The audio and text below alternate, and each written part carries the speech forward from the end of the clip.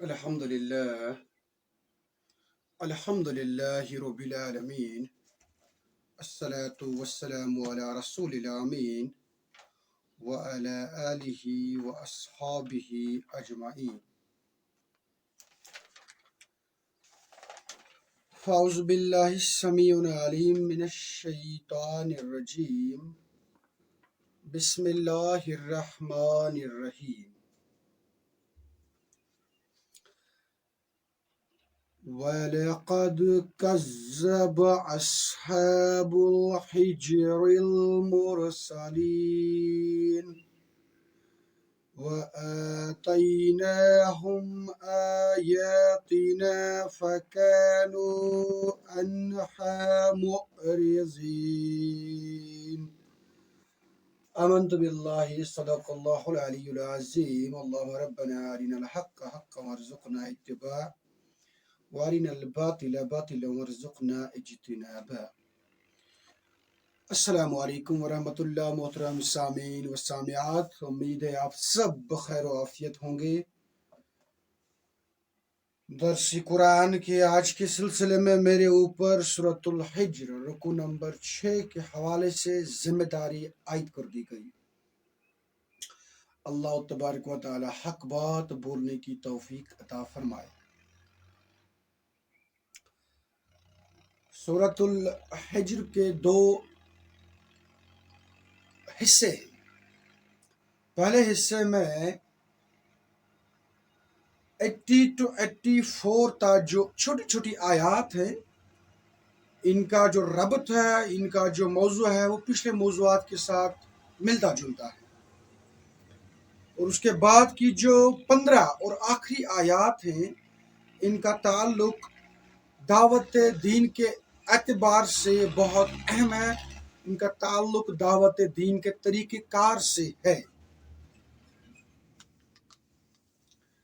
چنانچہ ابھی تک ہم نے دیکھ لیا سورۃ الحجر میں سب سے پہلے جنرل پرسپیکٹو سامنے رکھا گیا. دیکھو بھائی، توحید کے یہ دلائل ہیں. دیکھو بھائی، کائنات کے یہ مظہر ہیں.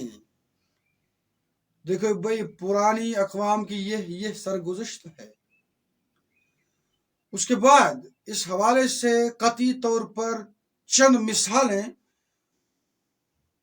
حضرت ابراہیم علیہ السلام، حضرت لوط علیہ السلام اور غائبانہ طور پر حضرت شعیب علیہ السلام کی اقوام کے ساتھ ان کی جو سرگزشت ہے وہ بیان کی جا رہی ہے، اور واضح کر دیا گیا ہے کہ یہ رہی ہسٹری ان قوموں کی جو بالکل آپ کے طرز عمل پر چلتے تھے، اور اس کے بعد ان کے ساتھ کیا سلوک ہوا وہ بھی بالکل تمہارے سامنے ہے.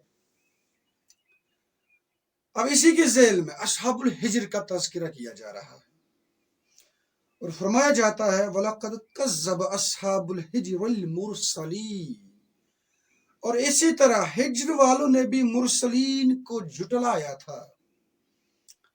اسی آیت کی مناسبت سے اس سورہ کا نام سورۃ الحجر ہے. حجر اصل میں ایک علاقے کا نام تھا. آج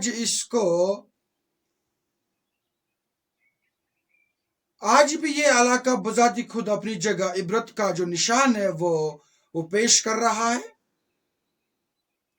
اگر آپ مدینہ سے نکلیں گے شمال مشرق کی جانب، مغرب کی جانب، معذرت خواہ، شمال مغرب کی جانب اگر آپ نکلیں گے تبوک کی جانب، تو بیچ راستے میں ایک علاقہ پڑتا ہے، اس کا نام ہے حجر.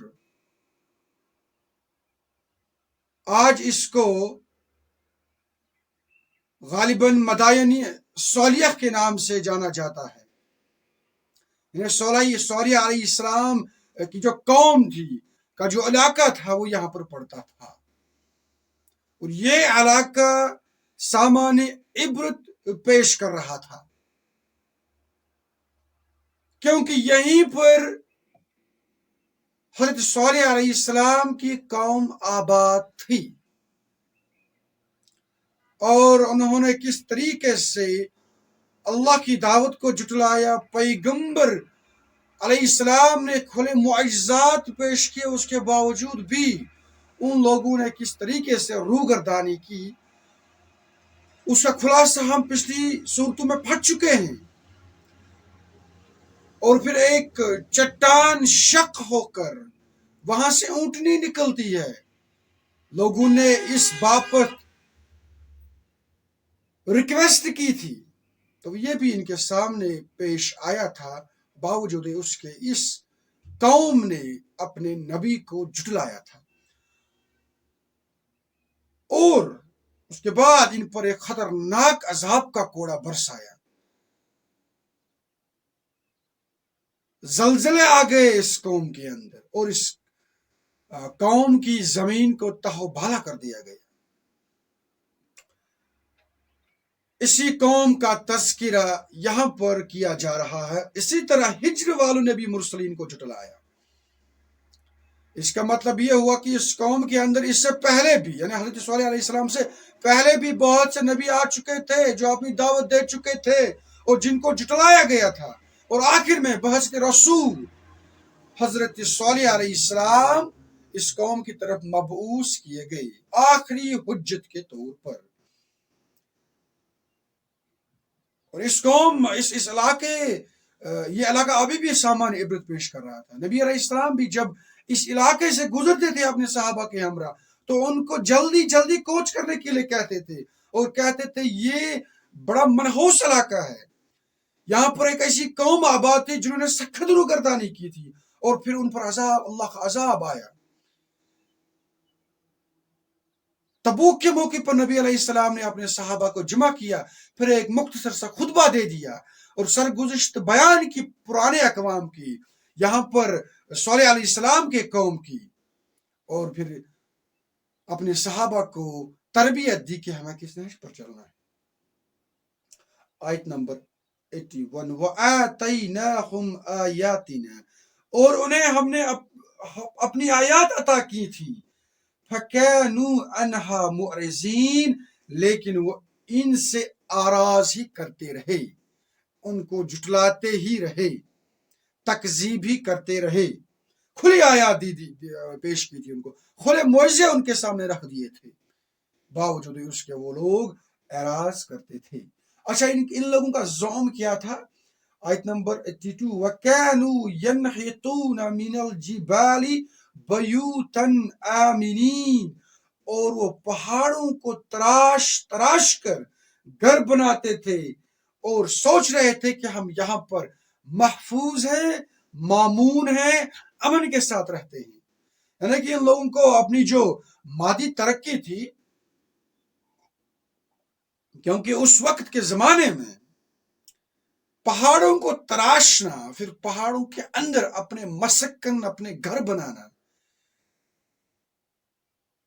یہ لگتا ہے اس وقت کا سب سے بڑا کارنامہ ہوگا کنسٹرکشن کے اعتبار سے. اس وقت دبئی جس طریقے سے کنسٹرکشن کی بڑی بڑی مثالیں پیش کر رہا تھا ابھی حال ہی میں وہاں پر ایک زبردست بلڈنگ بنائی گئی اول شیپڈ ایک بلڈنگ بنائی گئی اور وہاں پر ایسی ایسی چیزیں رکھی گئی کہ وہاں جانے کے بعد انسان پریڈکٹ کر سکتا ہے کہ 50 سال کے بعد صورتحال کیسی ہوگی. تو جس طریقے سے عرب کی یہ اقوام اس وقت کنسٹرکشن کے اعتبار سے بڑی بڑی بلڈنگیں بنانے کے اعتبار سے بہت آگے ہیں.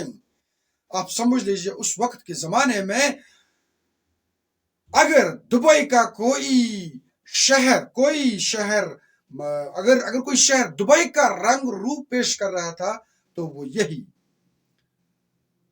قوم سمود تھی اور جس سے اصحاب الحجر یعنی حجر کے لوگ جہاں پر رہتے تھے یہ لوگ اس قسم کا کریکٹرسٹک رکھتے تھے. اور یہ کیا سوچ رہے تھے کہ بھائی ہم تو بڑے بڑے پہاڑوں میں محلات بنائے رکھے ہیں اور ان کے اندر ہم بیٹھے ہوئے ہیں تو بظاہر ہم تو محفوظ ہیں ہم مامون ہیں کوئی ہمارا بال بیکا نہیں کر سکتا ہے.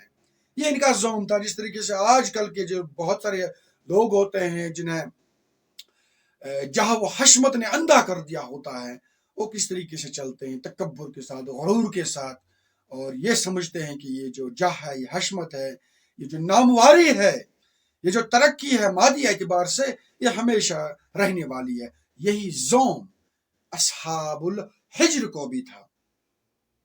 उसके बाद आयत नंबर 83, फ़अख़ज़तहुमुस्सैहतु मुस्बिहीन, तो उन्हें आ पकड़ा एक चंगार ने सुबह के वक्त। सैहा का असली मतलब हम समझ सकते हैं कि ये एक हवा चली और इस हवा के अंदर बहुत सारी कड़क थी। आज भी हम देखते हैं जब जलजला आता है, जलजला भी सैया की सूरत में आता है, एक हवा की सूरत में आता है, और ऐसा लगता है कि इस हवा के अंदर कोई ऐसी गैबी ताकत है जो इंसानों को जमीन बुर्द कर सकती है, जो मकानों को, महलात को जमीन बुर्द कर सकती है।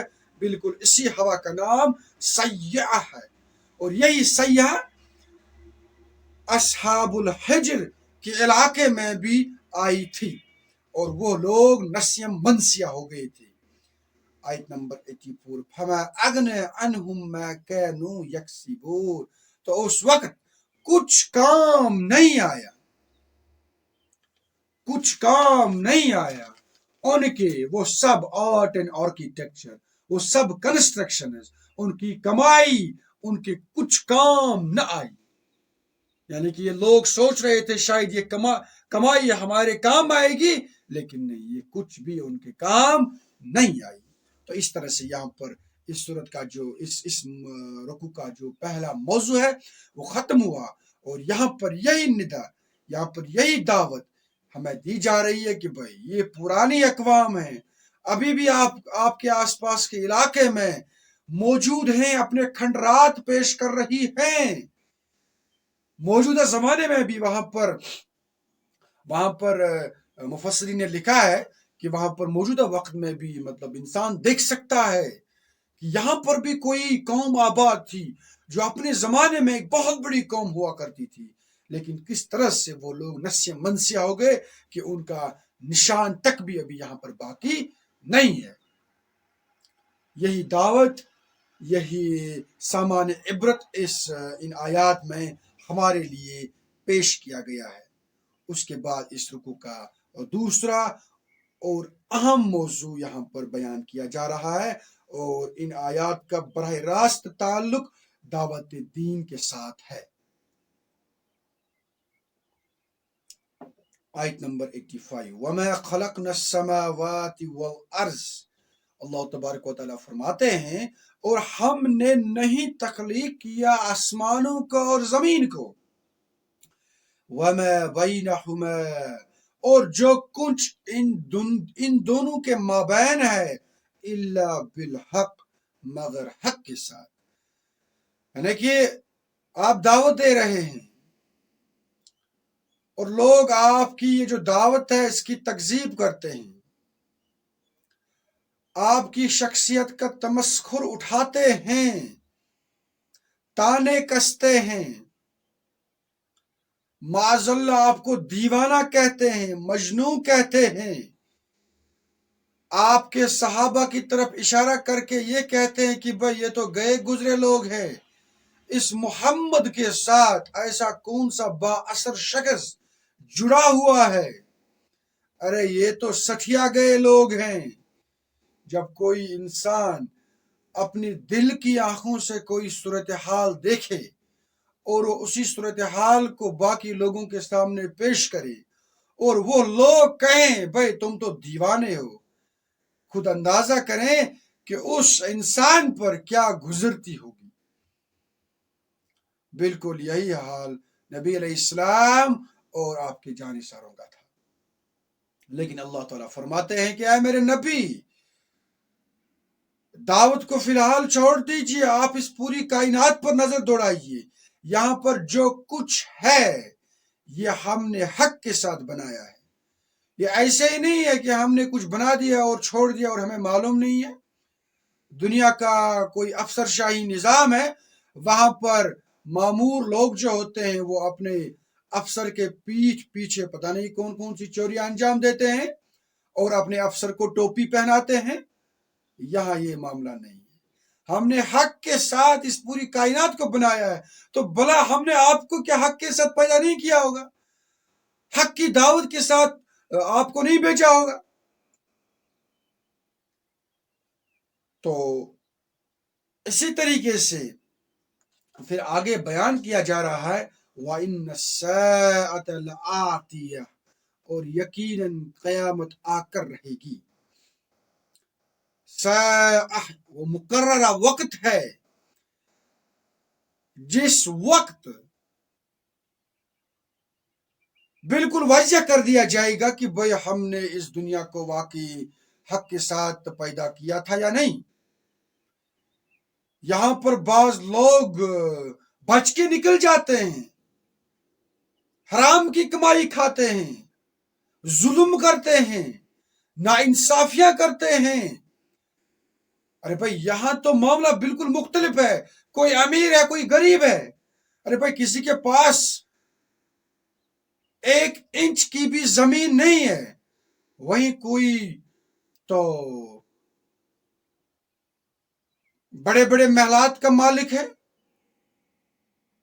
بڑی بڑی زمینوں کا مالک ہے. تو یہ جو معاملہ ہے یہ یہاں پر سمجھ میں نہیں آنے والا ہے.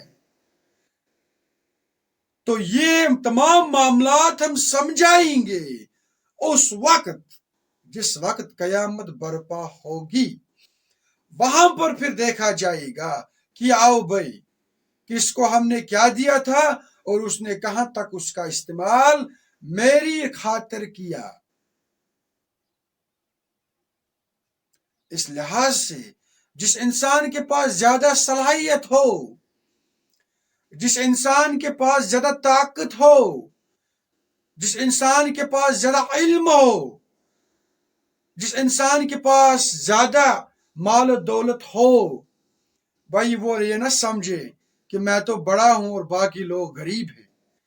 بھائی وہ سمجھے کہ یہ معاملہ اس کے لیے بالکل برعکس ہے، اور ان تمام چیزوں کی باز پرس آخرت کے روز ہونی ہے. اور پھر یہ تمام جو پردے ہیں، بعض اوقات انسان اللہ کے دربار میں شکایت کرتا ہے، یا اللہ یہ مسکین ہے، یہ لاچار ہے، یہ غریب ہے، اس کو کھانے کو کچھ نہیں ہے. اور وہیں دوسری جانب آپ دیکھتے ہیں کہ آج کل کے زمانے میں جو امیر لوگ ہیں وہ امیر سے امیر تر بنتے جا رہے ہیں. رچ بیکمز ریچر اینڈ پور گیٹس پور. ہماری عقل میں یہ بات سمجھ نہیں آتی ہے. یہ تمام باتیں ضرور بالضرور پھر اس گھڑی کا آنا لازم بنتا ہے جس دن جس گھڑی میں یہ تمام انکشافات واضح کر دیے جائیں گے، اور پھر ہر ایک کو اس کی عمل کے مطابق، اس کی صلاحیت کے مطابق حساب اور کتاب لیا جائے گا. تو اس وقت اگر یہ غریب لوگ میری اس دعوت کے ساتھ جڑ رہے ہیں اور اس کے بعد مصائب کے انبار میں پڑ جاتے ہیں، ان کا معاوضہ تو آخرت کے روز ان کو ضرور ملے گا. اور اس کے مقابلے میں جو لوگ دعوت کی تکذیب کرتے ہیں، جو لوگ روگردانی کرتے ہیں، بیماری کرتے ہیں، ان کا معاملہ بہت سخت ہوگا. تو یہاں پر ایک حساب سے آخرت کا جو فیکچول پروف ہے وہ یہاں پر بیان کر دیا گیا ہے. زمین کو ہم نے، آسمان کو ہم نے، اور جو کچھ ان کے مابین حق کے ساتھ بیان کیا ہے. تو اس لحاظ سے وہ گھڑی آنی ضروری ہے جس گھڑی میں حق کے احقاق کو واضح کر دیا جائے گا. اس کے بعد فصفح الصفح الجمیل، تو اے نبی آپ ان سے خوبصورتی کے ساتھ درگزر کریں. یہ لوگ حقیقت شناس نہیں ہیں، تو بہتر ہے، افضل ہے کہ آپ ان سے درگزر فرمائیں. اور دعوت کے اعتبار سے بھی ایک دائی کا یہ کریکٹر ہونا چاہیے کہ اگر اس سے کہیں دھتکارا جائے گا، اس کی بات کو نہیں مانا جائے گا، یا اس کو عذاب و عطاب کا شکار بنایا جائے گا، اس کا زیادہ سے زیادہ اپروچ یہی ہونا چاہیے کہ وہ درگزر کریں، وہ معاف کریں. اس کے بعد آیت نمبر 86، ان ربک هو الخلاق العلیم، یقیناً آپ کا رب پیدا کرنے والا ہے اور خوب جاننے والا ہے. یہ بڑی سخت آیت ہے یہاں پر. یعنی کہ یہ جو لوگ سوچتے ہیں کہ ہم یہاں پر بےایمانی کریں گے اور سوچتے ہیں اصحاب الحجر کی طرح ہم تو بڑے شان و شوکت والے ہیں، اور یہ جو دعوت کے ساتھ جڑ رہے ہیں یہ تو قسم پرسی کی حالت میں ہے. انہیں معلوم ہونا چاہیے کہ آپ کے رب نے سب کچھ پیدا کیا ہے، اور سب کچھ پیدا کرنے کے بعد اپنے آپ کو تنہا نہیں چھوڑ گیا، یا اپنے آپ کو الگ تھلگ نہیں کیا، یا کوئی ایسا ڈیرا نہیں ڈالا جس ڈیرے پر پھر اس کی نظر نہیں ہوئی، نہیں ہے، نہیں، وہ کیا ہے؟ وہ خلاق العلیم ہے۔ وہ اگر خالق ہے تو ساتھ ساتھ اپنی خلقت کے متعلق پوری جانکاری رکھنے والا ہے، تو یہ کسی بھی حال میں بچ نہیں نکل سکتے۔ سورۃ الحشر میں آیا ہے، اللہ تبارک و تعالیٰ اپنی بارے میں ایک زبردست صفت کا بیان کرتے ہیں، یا ایھا الذین آمنوا اتقوا اللہ ولتنظر نفس ما قدمت لغد ان اللہ خبیر بما تعملون۔ خبیر بما تعملون، خبیر کا مطلب کیا ہے؟ مطلب معمولی باریک بینی کے ساتھ دیکھنے والا رب۔ اگر اس کو کوئی پکڑنا ہوگا تو باریک سے باریک تر نقطے کو اٹھائے گا۔ یہ اللہ کی مرضی ہے نا۔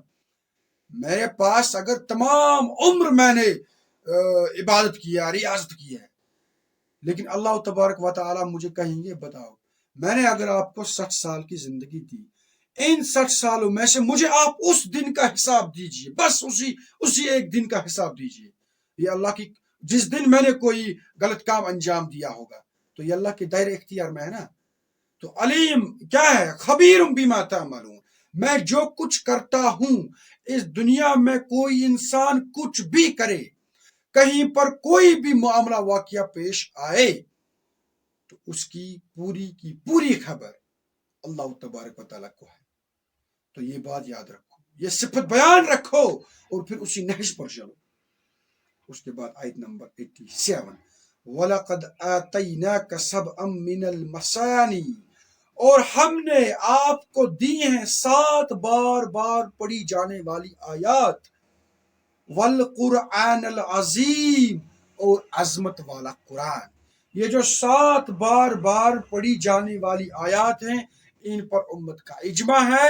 یہ سورۃ الفاتحہ کی 7 آیات ہیں، اور ان 7 آیات کے اندر بسم اللہ الرحمن الرحیم بھی آتا ہے۔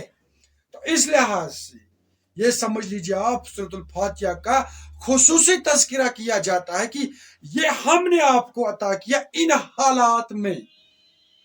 ان حالات میں اللہ تبارک و تعالیٰ کسی اور نعمت کا تذکرہ نہیں کرتے ہیں، کسی اسلحے کا تذکرہ نہیں کرتے ہیں، کسی تیر کا اسلحہ نہیں کرتے ہیں، گھوڑوں کا تذکرہ نہیں کرتے ہیں۔ اے نبی، آپ کو یہ حالات پیش آ رہے ہیں، لیکن یاد رکھیں ہم نے آپ کو 7 بار بار پڑھی جانے والی آیات مرحمت کی ہیں، والقرآن العظیم، اور عظمت والا قرآن بھی۔ اس وقت موقع نہیں ہے، آپ پھر سے ورد کر سکتے ہیں سورۃ الفاتحہ کا، اور پھر دیکھ سکتے ہیں سورۃ الفاتحہ کون سی بڑی نعمت ہے۔ اس لیے سورۃ الفاتحہ کو ام القرآن بھی کہا گیا ہے، اساس القرآن بھی کہا گیا ہے، کیونکہ اس میں بندہ التجا کرتا ہے، اپنی فائل سامنے رکھتا ہے، اپنی درخواست سامنے رکھتا ہے، عرض کیا کرتا ہے؟ الحمدللہ رب العالمین۔ آپ دفتر میں چلے جاتے ہیں، پہلے اپنے آفیسر کی جو تعریف ہے وہ بیان کرتے ہیں، آپ اللہ کی جناب میں تعریف کرتے ہیں، یا رب کل حمد کل شکر آپ کے لیے، آپ کو ہی ججے گا، کسی اور کو نہیں ججے گا، کیونکہ آپ پوری جو جہان ہے اس کے رب ہیں، اس کے کھلانے والے ہیں، الرحمن الرحیم، آپ رحمان رحیم مالک یوم الدین، آپ آخرت کا جو دن ہے، یوم جزا کا جو دن ہے، اس کے آپ مالک ہیں۔ تو یہ آپ پہلے اللہ تبارک و تعالیٰ کی جناب میں ہم کہہ سکتے ہیں ادب کے ساتھ، تعظیم کے ساتھ اندر داخل ہوتے ہیں، اور اندر داخل ہونے کے بعد آپ کیا کہتے ہیں؟ آپ کہتے ہیں ایاک نعبد و ایاک نستعین، بس اے رب ہمیں ہدایت کا راستہ عطا فرما، ہمیں مدد فرما، ہم آپ ہی کی عبادت کرتے ہیں، اہدنا الصراط المستقیم۔ ہمیں معلوم نہیں ہے یا اللہ، اگر ہم اپنی عقل سے کام لیں بیٹھے تو پتہ نہیں کس پگڈنڈی پر چلیں گے۔ یا رب ہمیں صراط المستقیم کی راہ دکھا، صراط الذین انعمت जो ऐसी राह दिखा जिस पर आपने इनामात रखे हैं, और गैरिल मगजूबी अलैहिम वलद्दालिन, उन लोगों की राह ना दिखा जिन पर आपने गजब किया। तो उसके बाद अल्लाह तबारक व तआला अपनी हमारी इस फाइल पर साइन करते हैं और हमें कुरान अजीम मरहमत फरमाते हैं। ये ले मेरे बंदे, इसमें सब कुछ है। सिरातल मुस्तकीम पर रहना चाहोगे, इसी में है। मादी तरक्की हासिल करना चाहोगे जब्त के साथ, इसमें है। इकोनॉमिक्स में आगे बढ़ना चाहते हो, इसमें है। सियासत में आगे बढ़ना चाहते हो, इसमें है। अपने समाज की तरक्की करना चाहते हो, इसमें है। अपने नफ्स का कंट्रोल करना चाहोगे, इसमें है। आपके लिए तमाम तर सवालात के जवाब किसमें है? ये ले मेरे बंदे। तो आप अब मुझे कहें सबसे बड़ी नियामत कौन सी है?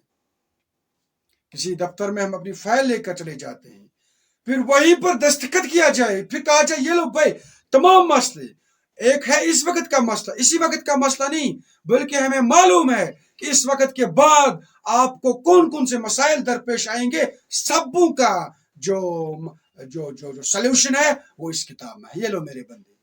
तो अब आप खुद से तस्वर करें ये कितनी बड़ी नियामत है, ये कितनी बड़ी नियामत है। इस वक्त मौका नहीं है, नहीं तो इसके अंदर आप जा सकते हैं। और इस हवाले से मैं खुसूसी तौर पर रिकमेंड करना चाहूँगा हमारे जो ये तर्जुमान कुरान के मुसन्निफ हैं मौलाना अब्दुल कलाम आज़ाद साहब, इनकी जो तफसीर है सूरत फातिहा के हवाले से, मैं समझता हूँ रेवोल्यूशनरी तफसीर है, मौखिकाना तफसीर है। और क्या ज़बान बयान की है, किस रंग किस रूप में बयान किया है। अर्रहमान अर्रहीम, इन जो दो अल्फाज है, इनकी क्या तशरीह की है। तो ये हमारे इन साहिबान का, हमारे इन मुफस्सिरान का हमारे ऊपर एक बहुत बड़ा एहसान है। तो उसको फिर देखा जा सकता है। उम्मुल किताब के नाम से ये इस सूरतुल फातिहा की तफसीर मार्केट में दस्तयाब है, तो फिर पढ़िएगा, फिर देख लीजिएगा। तो ये इसके अंदर किस किस्म के इनामात रखे हैं अल्लाह तबारक व तआला ने सूरतुल फातिहा। तो इसके साथ साथ फरमा दिया वल कुरान अल अज़ीम, यही कुरान अल अज़ीम हमने आपको मरहमत फरमाया। तो खुसूसियत के साथ एक तरफ सूरतुल फातिहा आपने बतौर फाइल की पेश किया, दूसरी तरफ से फाइल वापस कर दी जाती है आपके लिए पूरे कुरान पाक की सूरत में।